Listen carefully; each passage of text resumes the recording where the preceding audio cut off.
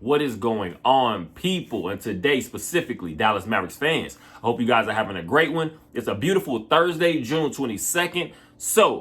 Before we get going, as always, go ahead and subscribe, go ahead and share, go ahead and like for sure, just to keep boosting the algorithms up, like I said, so like-minded fans such as yourself can find this material. As always, I appreciate you guys. Today, of course, is the NBA draft. Like I said, June 22nd in New York today. Around, I want to say 6:30 Central Time, ESPN, ABC, the draft coverage will begin. The season just ended officially with, of course, the Denver Nuggets and Nikola Jokic winning the NBA championship for the first time in that team's history. The Miami Heat go from 7 seed, play-in, tournament, all that, whatever, end up in the finals also. So you never really know. You might be a couple pieces away. You might be one piece. You might be just a couple small moves to get you in that mix of playoff contention. And, of course, we always know if you have one of those guys, such as the Dallas Mavericks have, as in a Luka Doncic, you also have him with another perennial all-star NBA champion himself, Kyrie Irving.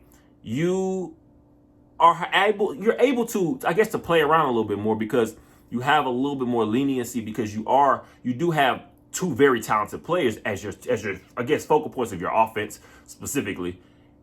What you're looking for is not necessarily the biggest name. You're not looking for a guy that is going to come in here again to be your number one. You're looking for somebody, a lot of pieces are pretty much to just come in and figure out what exactly this team is missing. We saw now, it's not even just for this past season, for multiple seasons. We're talking about our low post deficiencies, whether it's just rebounding, whether it's actually having a rim protector, a big body down there to actually just contest shots. We haven't had that in a long time.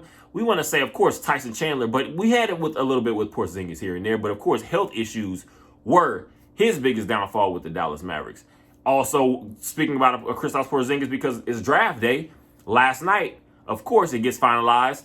Originally, it's going to be a 3-team trade. You have a Porzingis going from Washington to the Boston Celtics in a 3-team trade with the Washington Wizards. You have the Memphis Grizzlies and you have the Boston Celtics.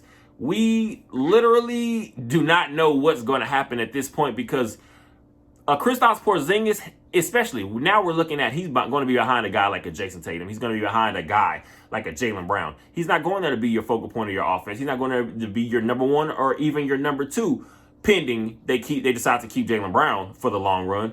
You're looking for the next couple of years that Kristaps Porzingis will be dangerous for a team like the Boston Celtics because now he can just fit into that third spot offensively and now also give them more rim protection. Of course, they had a Robert Williams, but now you're looking for a Kristaps Porzingis a little bit more rangy, he's going to give you more on offense, of course. So what can the Dallas Mavericks do? We have the 10th pick, and we've seen over the last couple of days, it has gone crazy because originally, of course, the NBA had an issue with the Dallas Mavericks choosing to sit the last two games and just, again, give up the last two games of the regular season after realizing this team wasn't going to make the playoffs because we no longer held our own control of our destiny. The Oklahoma City Thunder at that point had. So we've been, I guess, kind of in limbo as an organization going forward because now no one knows exactly what is this team. What is Nico Harrison looking to do? Is Mark Cuban in his ear? Is Mark Cuban giving Nico Harrison full reins? We still are trying to figure out what is the dynamic of this front office. Let's say that this is now officially Nico Harrison's team to run against as the general manager. So let's start there. Having a 10th overall pick is literally wide open. Again, like I said, this NBA draft especially, you have teams looking up to try to grab players like a Derek Lively out of Duke. You have guys now that are shooting up the draft boards that, again, sometimes were maybe, again, I guess early in the draft process, we're talking about 15th, 20th picks overall. But now you have guys that are moving towards that number 10 with their potential. Derek Lively, again, being an example, and got teams like the Atlanta Hawks. They're very interested. So reports are coming out, of course. To last night, I believe the Toronto Raptors have now, I guess, given the Dallas Mavericks a call to figure out what exactly they're looking for with the 10th overall pick. I am going to say now, my absolutely you cannot trade guy will be Jaden Hardy. There's not many people I'm going to be interested in just specifically regardless of what their skill level is or their ability now, I just believe Jaden Hardy is going to be that piece that we can look up in a few years and say, I'm glad we held on to that because look what he is now. Josh Green is one of my, I guess at this point, I'm a fan. I'm a fan of Josh Green. Josh Green is someone I'm not completely going to say I am locked in on as an asset for this team because I just want to see the consistency. But to me, if we're looking to make a move for a guy such as a Clint Capella, you're looking potentially just to get another big man in here because I don't think anything is off the table. I'm also not completely writing off that we just end up keeping the 10th overall pick also because if you do look up and you see a guy such as Lively, if you do look up and see a guy like a Grady Dick, if you do look up and you see a guy like a Jarris Walker potentially could still be on the draft board, it's not necessarily who knows because over the last couple of days, of course, we know Victor Wembanyama. More than anything, he's going number 1 overall. Who's going number 2 to Charlotte? Are we talking about Scoot Henderson? Or are you talking about Brandon Miller? It's all up in the air. And of course, we know when one guy gets taken out of place that he wasn't projected to be in, what does that mean for the rest of the draft? Now, other guys start moving around. Teams now that might have been jockeying for a guy that was now taken earlier has to figure out their plan B, which means that's going to leave some guys on your board that you didn't think will possibly be there. So I just want this team to go ahead and lock in. I want this team to not just play around with this draft process anymore because now we're at the point, I guess, of Luka Doncic's career now. It's in limbo because now we're trying to figure out. We're in that purgatory space, which I hate to be in. You're trying to figure out, do you want to just completely get everything now as just reload completely, get everything we can now to win now? Or are you still in the mindset of trying to have a slow build? You can't risk losing a player such as Luka Doncic. You can't waste another few years. But even if we're able to re-sign a Kyrie Irving, you can't waste a couple years on that. So I think as long as we hang on to Jaden Hardy, I'm fully cool with trading pretty much anything at this point because now we're talking about, look at the rest of this roster. You have a Davis Bertans. You have a JaVale McGee. You have guys such as a Theo Pinson, who's going to be, again, he's your team cheerleader. He's your team spokesperson, I guess, when we come about social media and things like that. He's a big voice on this team. So I'm going to say Theo Pinson's safe, of course. But you have guys such as Davis Bertans. You have a JaVale McGee. You're looking at guys like this. You're looking at a Tim Hardaway Jr. Davis Bertans with what is now pretty much an expiring contract because he has to play, I believe, is it 60, 65 games, something like that, to hit his fully guaranteed for the next season.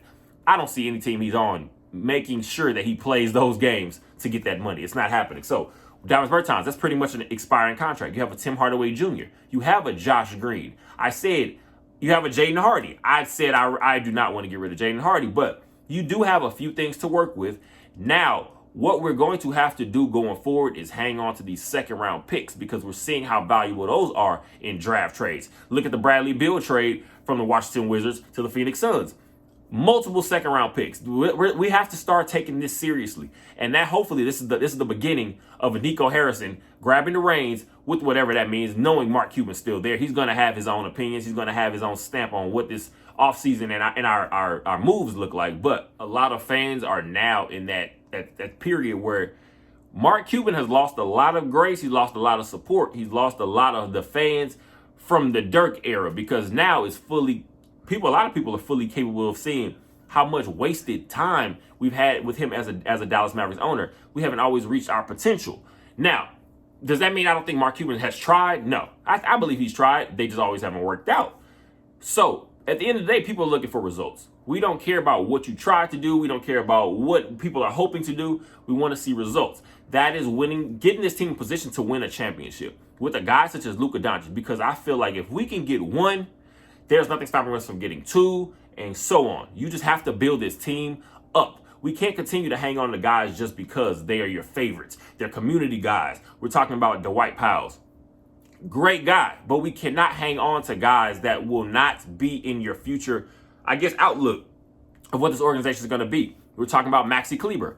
Also another potential I guess you want to say trade asset. It just depends on, because we don't know what the value of these players are for other teams. We know what they are to us. So let's go ahead and, like I said, just tonight, this is going to be, it's exciting. Let's start there. It's going to be exciting because no one knows exactly where this team is going to go. We have many guys to look at. I literally have tried to get into the mindset of just let the cards fall. If the right deal has not come, I'm not looking for you to just completely just trade the pick away just to say you traded the pick, because we're looking for pieces that are going to bring us something. Is there a Jared Allen on the books? Is there a guy such as, again, we're talking about a Clint Capella. We saw earlier the John Collins potential talk that was brought up between the Hawks and the Dallas Mavericks. The Dallas Mavericks, of course, are more interested in the Clint Capella because we're looking to fix this center position. It came out, of course, that Nico Harrison, Mark Cuban, the Mavericks front office as a whole, has said we want to completely change and switch up the entire center position. What does that mean? Does that mean guys are out of the door? Does that mean you're just looking to bring in some new faces?